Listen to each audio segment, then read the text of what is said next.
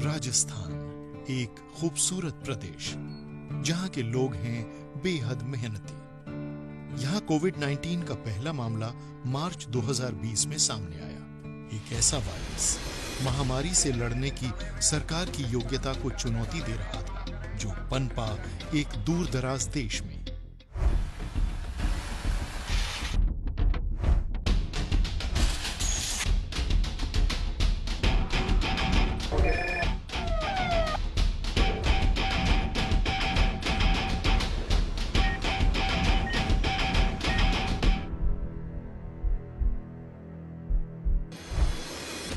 2019 के आखिरी दिनों में चीन के वुहान में एक नए वायरस की वजह से एक संक्रामक महामारी फैलने लगी थी। 30 जनवरी 2020 को वुहान से लौटे एक भारतीय विद्यार्थी को कोरोना वायरस पॉजिटिव पाया गया। इसी दिन वर्ल्ड हेल्थ ऑर्गेनाइजेशन ने स्वास्थ्य संबंधी अंतर्राष्ट्रीय आपातकाल की घोषणा की। जनवरी खत्म होते होते पूरी दुनिया में इसके 7,800 मामले सामने आ चुके थे। इनमें से अधिकतर मामले चीन में थे, जबकि 82 मामले चीन से बाहर 18 देशों में मिले। WHO ने स्थिति के अनुसार चीन को बहुत अधिक जोखिम और पूरी दुनिया को अधिक जोखिम की श्रेणी में रखा।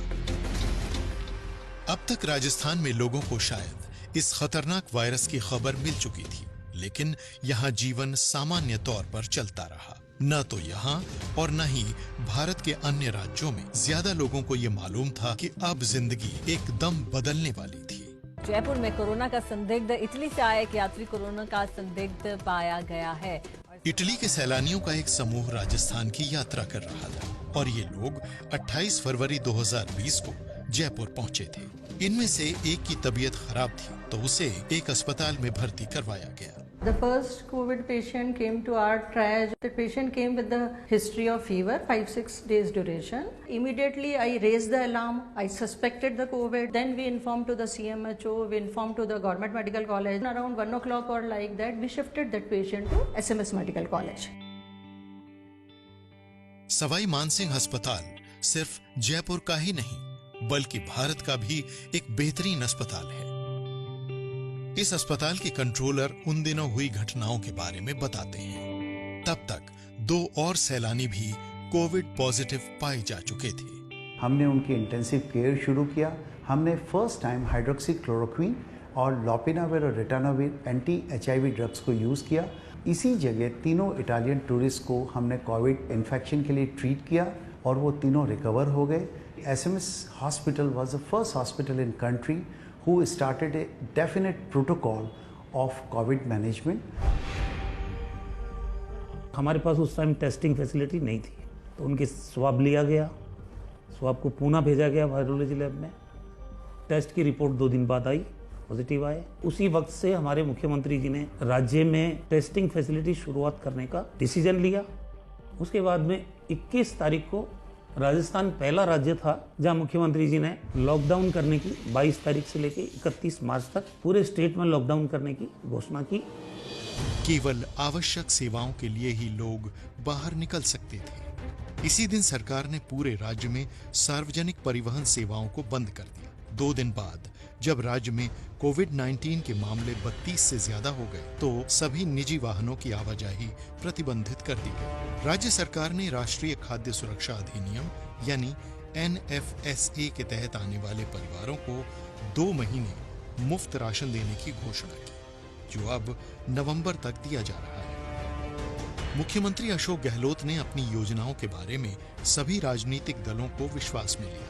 उन्होंने अनेक अधिकारियों के साथ बैठकें की, जिनमें पुलिस और प्रशासन के अधिकारी भी शामिल थे। मुख्यमंत्री ने मेडिकल विशेषज्ञों के साथ साथ अलग अलग समुदायों के धार्मिक नेताओं के साथ भी चर्चा की। जब कोविड-19 के मामले बढ़ने लगे, तो सरकार रोगियों को संभालने के लिए तैयार थी। We were not taken by surprise because Kerala में केस आ गया था जनवरी एंड में, तो हमको पता था ये कभी भी आ सकता है। इसका जो मंत्र है सॉल्व करने का, it is early detection, aggressive testing, and we convinced our decision makers कि साहब टेस्टिंग तो एग्रेसिवली करनी पड़ेगी, नहीं तो हमको पता ही नहीं चलेगा कि प्रॉब्लम का एक्सटेंट क्या है। हमारा ये उद्देश्य था कि इसको जल्दी आइडेंटिफाई करें और जल्दी ट्रीट करें और ठीक करके उनको घर भेजें। राजस्थान सरकार द्वारा कोविड-19 महामारी के फैलाव को काबू में रखने के लिए जो कदम उठाए गए, उनके कारण राज्य इससे जूझने के लिए तैयार था। राज्य सरकार के दृढ़ संकल्प और तैयारी की प्रशंसा प्रधानमंत्री सहित सभी लोगों ने की। आगे का रास्ता बेशक चुनौतियों से भरा है, लेकिन राजस्थान सरकार इनका सामना पूरे आत्मविश्वास से कर रही है।